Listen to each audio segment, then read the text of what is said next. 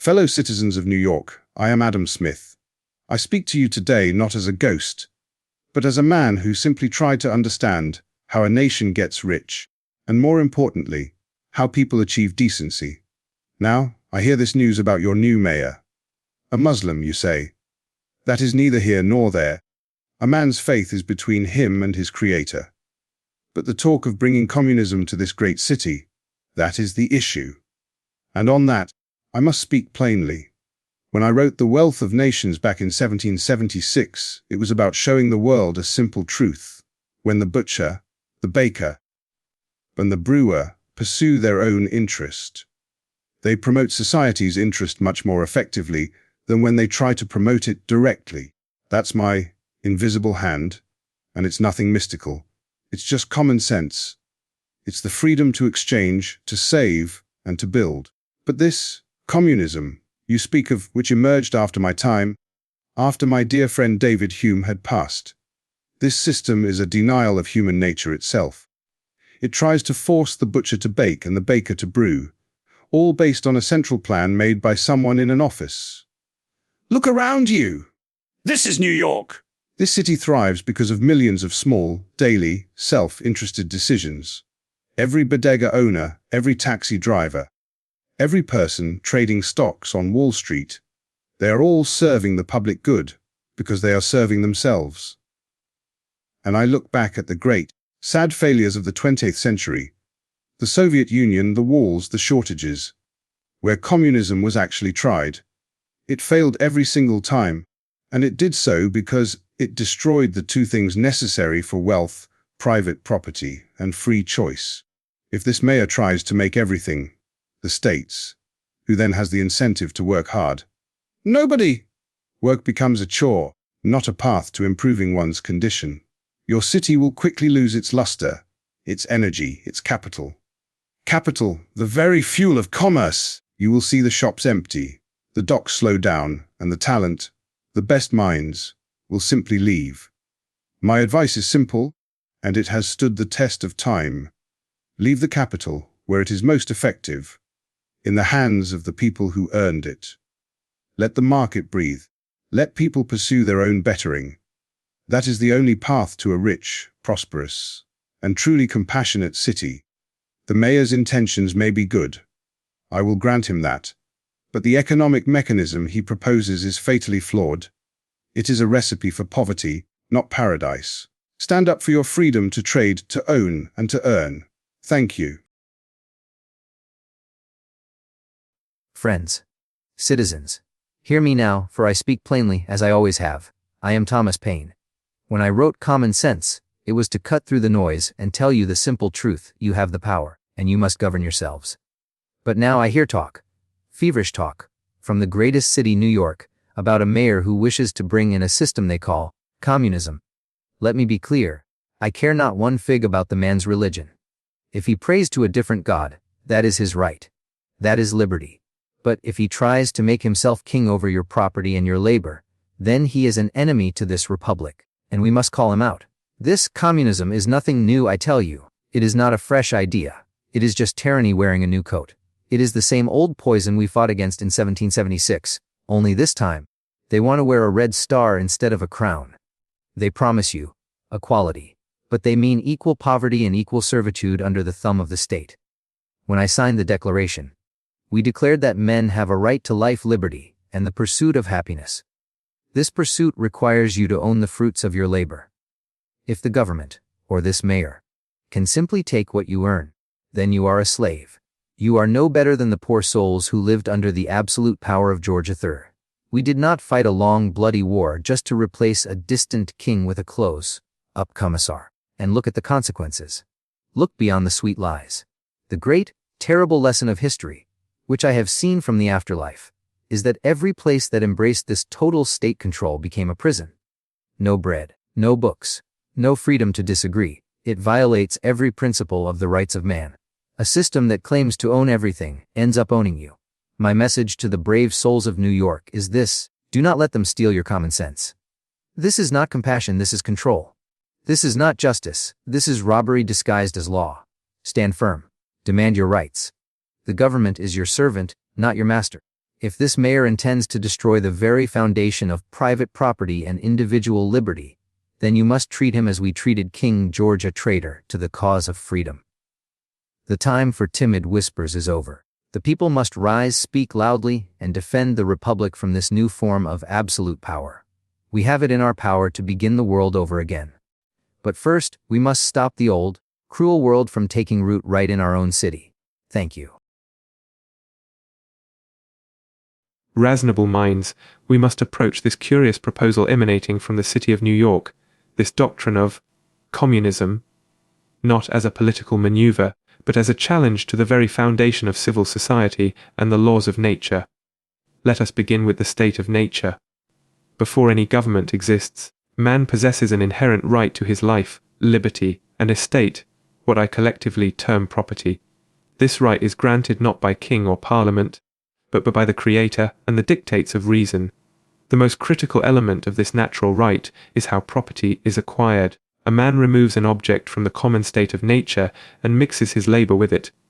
By virtue of this undeniable effort, the object becomes his own. The field he tills, but the garment he weaves, the capital he accumulates through honest effort, these are extensions of his own person and effort. Now, consider the purpose for which men leave the state of nature and form a government. That men unite and place themselves under a legislature precisely for the mutual preservation of their property. The government, therefore, is nothing more than a trust established by the people. Its mandate is narrow and explicit, to protect the natural rights that already exist, not to create or extinguish them. The doctrine of communism, as reported, holds that the state, or the magistrate, in this case the mayor, may justly seize and redistribute the estate acquired by the labor of its citizens. This is a philosophical contradiction and a profound betrayal of the trust. For a government to legitimately take any part of a man's property, it must be done with his consent, either given directly by him or through his chosen representatives in the legislative body. Any act of the executive power, the mayor, to expropriate property without this express, prior consent is not law, it is an act of tyranny. It reduces the citizen to a condition far worse than the state of nature, where at least he could defend his own. But a government that ceases to protect the property of its people, the very reason for its creation, dissolves its own legitimacy and forfeits the trust. The magistrate becomes a transgressor, placing himself in a state of war against the people he was sworn to serve. The citizens of New York must demand a return to the fundamental compact. They must remember that they retain the supreme power to remove or alter the legislature when the trust is broken. For where there is no property, there is no liberty, and the entire edifice of civil society collapses. Fellow Republicans, the report that a chief magistrate in a principal city seeks to implement a system labeled communism demands the attention not of the demagogue, but of the political scientist. We must analyze this proposition through the established lens of our constitutional compact, particularly concerning the inherent dangers of faction. As I argued in the Federalist, the most common and durable source of factions is the various and unequal distribution of property. Men of property, men of no property, debtors, and creditors, they all form distinct interests. A just government must be instituted to control the violence of these factions, and its primary object is the protection of the faculties of men, from which the rights of property originate. The notion that the municipal power may arbitrarily seize and redistribute the accumulated wealth of its citizens is not merely poor policy, it is a direct violation of the fundamental principle of our extended republic. The very reason we designed a representative federal structure was to refine and enlarge the public views through a chosen body of citizens, and to secure the rights of the minority against the transient passions of the majority. A local administration, driven by the intense, localized pressures of an aggrieved faction, might attempt to utilize the public authority to equalize estates. Yet, this is precisely the tyranny our Constitution was engineered to prevent. The public good can never be defined as the subjugation of one class to the will of another. To attack the right of property is to attack the very purpose of civil union. The solution to this threat does not lie in emotional outcry, but in the system of checks and balances. The Constitution, supported by the judiciary, acts as the ultimate bulwark. Should the mayor attempt to pass an unconstitutional measure that impairs the obligation of contracts or takes property without due process, the federal judiciary must swiftly interpose its authority to maintain the rule of law. Let us remember justice is the end of government. It is the end of civil society. To seek a system, such as this, communism, where one interest is empowered to legislate away the property of another, is to abandon justice entirely and invite the very despotism that our republican institutions were created to banish. We must rely on our institutional safeguards to temper the excesses of local power and ensure that the rights of the minority, particularly the right to their justly acquired property, are perpetually secured. Gentlemen and fellow citizens, the currents of public discourse, always prone to tempestuous gusts, bring news from New York that merits serious, sober consideration. The individual in question, but the mayor and the alleged system he champions, this communism, must be scrutinized not through the lens of passion, but by the cold but clear light of constitutional principle and sound political economy. I shall dispense immediately with the man's faith. The constitution of this union settles that matter with graceful finality. No religious test shall ever be required for office. To debate this is to invite discord, and to weaken the very fabric of our national compact. The true threat lies in the proposed system of governance.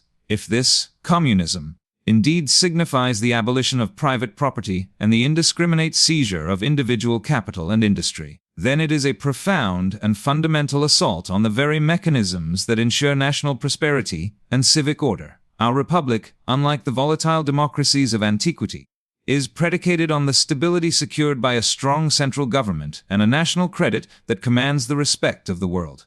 What fuels this credit? It is the sanctity of contracts and the security of property rights. When the government, whether local or national, can capriciously confiscate the fruits of labor, two dire consequences ensue. The engine of industry stalls. Why should an industrious citizen labor to create wealth if the magistrate can redistribute it based on an ephemeral whim? Such a policy eradicates ambition, replacing robust enterprise with universal indolence. Order degenerates into anarchy. Property is the great conservative force in society. But to eliminate it is to remove the primary stake the most capable citizens have in maintaining the established legal order. The result is the fragmentation of society into factions, but driven by envy and immediate want. We did not institute a supreme law of the land only to permit a municipal executive to substitute his own whimsical redistribution for the measured, predictable justice of the law. The mayor's duty is not to ignite class warfare or to implement untested, utopian schemes, but to uphold the federal compact and ensure the smooth, but legal administration of the city's affairs. The remedy for this error is not a call to arms, but a return to sober reflection and constitutional restraint.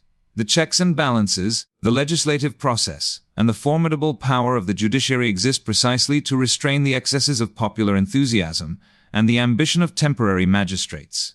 Let us, therefore, protect the firm foundation of our union: property, contract, and law. These are the sinews of national strength, and any policy that threatens them, whether cloaked in the name of the king or the commissar, must be repudiated by all who truly value the American experiment.